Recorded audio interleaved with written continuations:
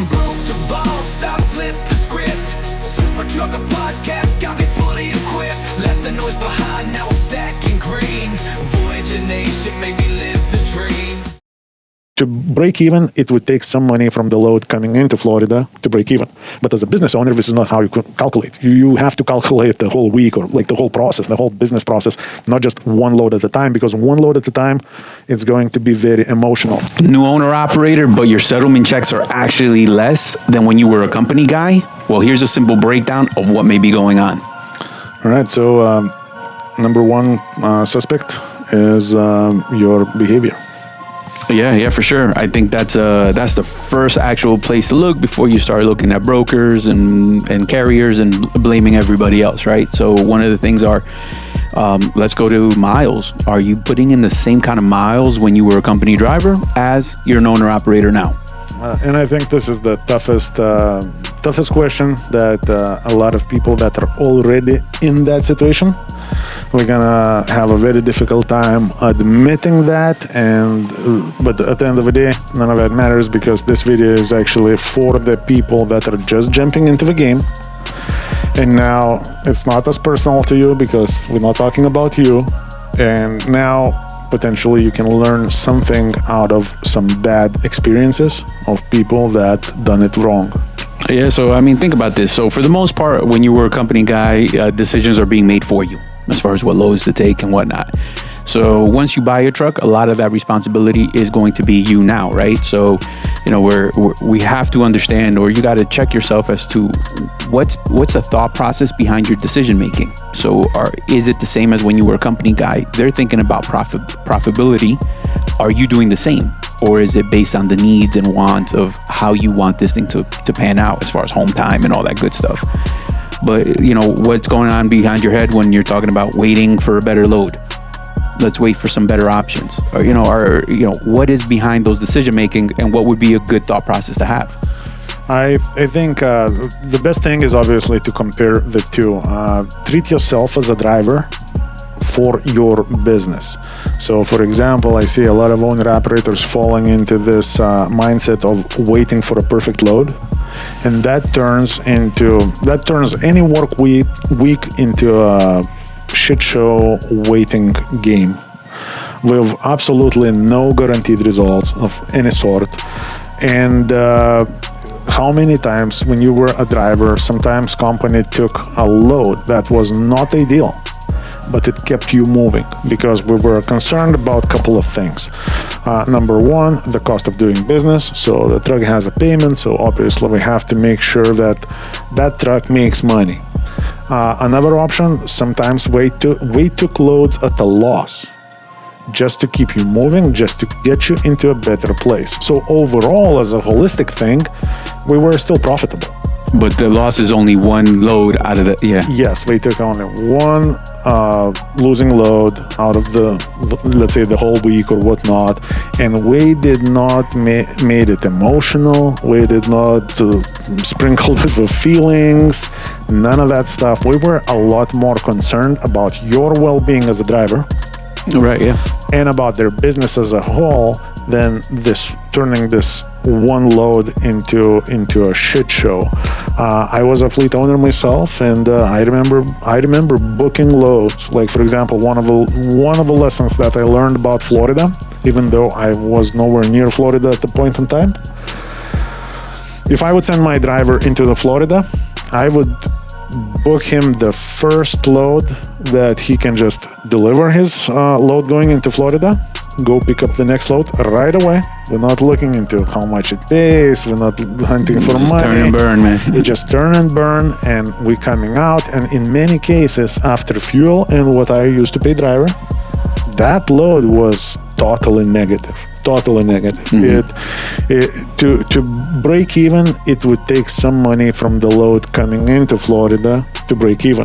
But as a business owner, this is not how you calculate. You have to calculate the whole week, or like the whole process, the whole business process, not just one load at a time, because one load at a time, it's going to be very emotional. So now if you would say, all right, well, I don't have a driver. I am the driver, so I can afford to wait.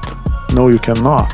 Your fixed cost is still there. Your fixed cost is still there. So every extra hour, every extra day that you wait, because hours are very quickly turning into days. Because let's say you delivered the load, you were expecting something that is not even realistic for a couple more hours before you accepted something, and because of hours of service and everything else, you burned the day. Yeah, and you're moving and managing all those moving pieces. That's all you now. Like everything is on your plate. So you got to be able to pick your battles and choose choose which ones you have to really fight. Holy crap, is this real? $4,000 a week in this market, guys? This is not a joke. We got plenty of owner-operators in this market taking home $4,000 a week every single week. So if you're interested in something like this, we're located right here in Mulberry, Florida, just a few miles south of Lakeland. Give us a call, 863-342-5171, because $4,000 take home after all the expenses, that's nothing to laugh at. So I struggle to connect to a lot of owner-operators quite often, because all that topic that we're talking about right now, it should be so easy. It should be just business as usual. But for the most part, when you're talking to individual, like before we, sign up with you, or when you talk to an individual as about somebody else, not them, it's a totally different thing when it's them in those shoes have to take a load out of Florida, and then everything changes. Yeah, because I think one of the major things that changes, like your responsibilities, right? So as a company guy, those were not your responsibilities. So it's hard to look at it through those eyes because you're just not accountable for it, right? So that's that. And then once you become accountable for it, it becomes a little bit of a culture shock where, like, man, is this real? And you gotta become at peace with it so that you can actually do something about it, because you're not gonna change the rates. Like, we're talking about leaving Florida. Nobody's gonna be able to change that. You'll have your seasonal shit that going out is better than before, but that's all just seasonal. That's nothing to do your business plan around. That's just kind of like, I got a little better for a little bit, and it's gonna go back to what it was. But you're responsible for the holistic outcome. You have to have, you got bills to pay now. You got a business to run. You're gonna have the breakdowns that you're gonna have to pay for. So all of these things that are coming, you have to start preparing yourself for that. So it's just, I think that's why it's important to lease onto someone. Rather than doing everything on your own, when you lease onto someone and they have the right people in place that you can actually work with, and they can guide you towards good decision making because they've been in the game for some time. That's one of the best things that you can do for yourself. Yeah, again, like before you break your phone, because we're not saying here that you need to pull cheap freight. Cheap freight is never good. However, sometimes you're in position to where you have to take one load that you're gonna lose a little bit of money for, just to carry on with your business and keep your business moving. If you think that the company that you worked for never took a loss on the load, you're very, very wrong and misguided. Pretty much most companies, every company, every truck, every account, just part of business. You just have to accept the good with a bad. And on pretty much any backhaul, if you have a driver that you have to pay to, you have a truck payment, you have fuel and everything else, for the most part, you will lose a little bit of money. Sometimes you will break even.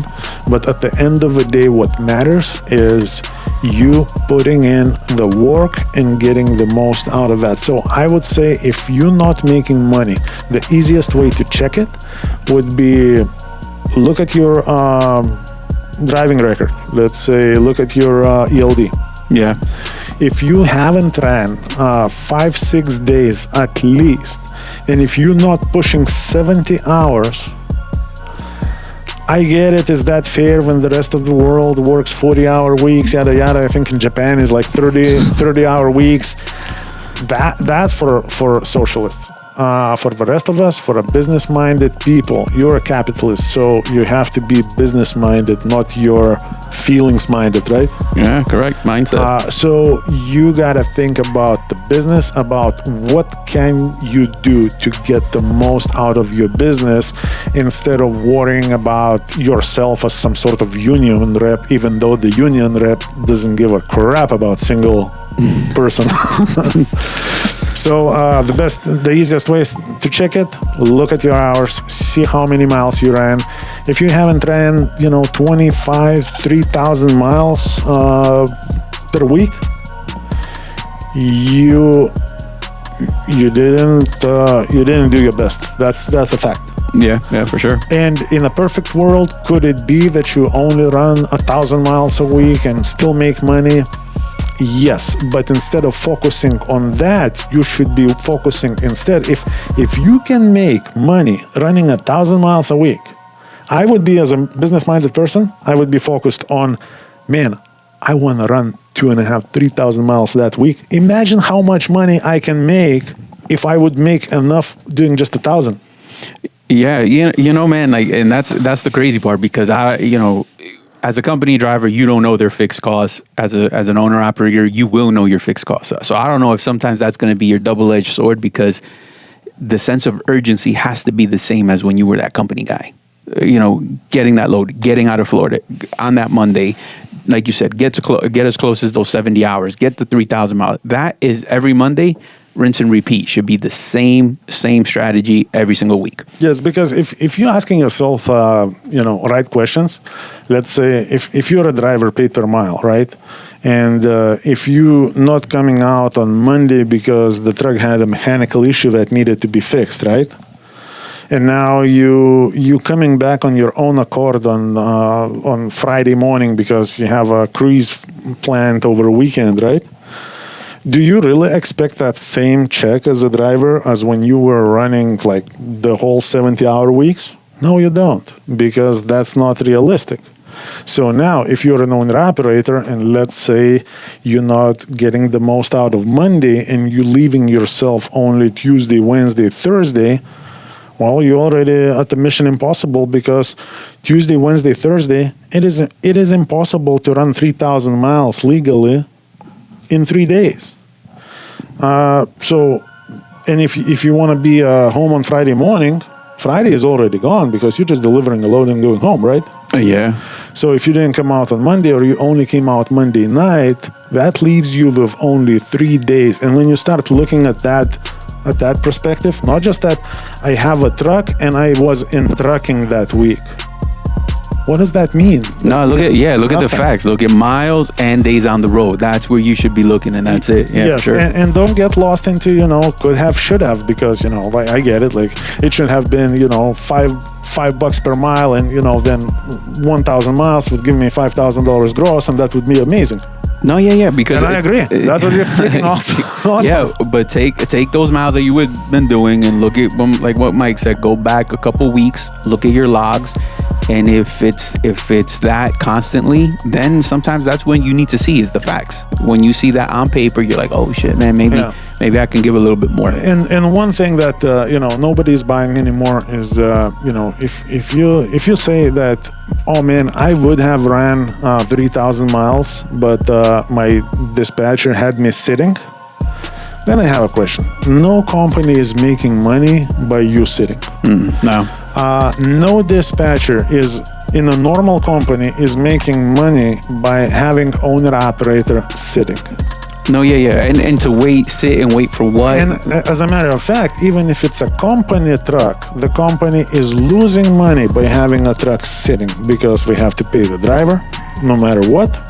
Because if you're a driver running for a company, right, and the company is not giving you a load for a day, it's not your problem as a driver if we don't have a load. So we still have to pay you something, right, for that day of your time. So I think if you put all your emotions away and you calculate how much you actually run, and eliminate out of conversations all those should have, would have, and your wish list, you're gonna have a very, very good, clean picture of what is going on with your finances, with your settlements, and you're gonna be very realistic how much money you actually make. Because if a driver is leaving only Tuesday out of Lakeland and then he goes to Atlanta, Georgia for a Wednesday morning delivery, then he's telling the dispatcher that he has to be home back by Friday morning. That only leaves you another short run somewhere sideways, and maybe then a killer load coming into the Florida, maybe not, and now you only have 1,500 miles. And then that's it. You're never going to make enough money off of 1,500 miles. And that's the name of the game. So I remember, like, me personally, back in the day, like me and this other guy, we kind of started business together, and we had a trucking company, and we were both two owner operators of our own trucking company, like one company for two of us. And then we did hire a dispatcher, and he was one of these guys that would sit home all the time, or he would take a very short run because it pays $3-4 per mile, and like it made him feel good. But at the end of the week, sometimes it made me feel a little lost, because I felt like, man, I'm running this load over a whole weekend just to make peanuts in comparison per mile what this guy is making. But wait till what does he net? But when the settlement comes in, and now we actually are counting real money, I was the guy taking home $3,000-4,000, sometimes maybe $5,000, and he was the guy that was grossing really high per mile. Never saw a settlement more than $1,500 on the best week ever. So yeah, man, it's something that plays this industry, man. It's I don't know why it's so hard to wrap your arms around that. And it's emotional, man, because I remember myself. I already know those things that I'm talking right now on this video. But when you know that, let's say, I remember I took a load.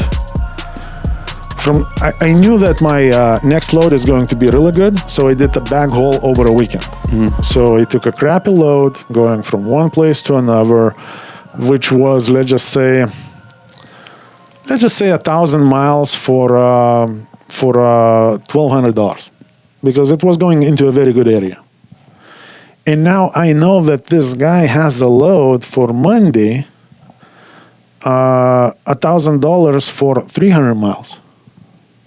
It starts messing with your head, because you're like, man, I'm running this the whole weekend for almost same amount of money as this guy is gonna knock out in half a day.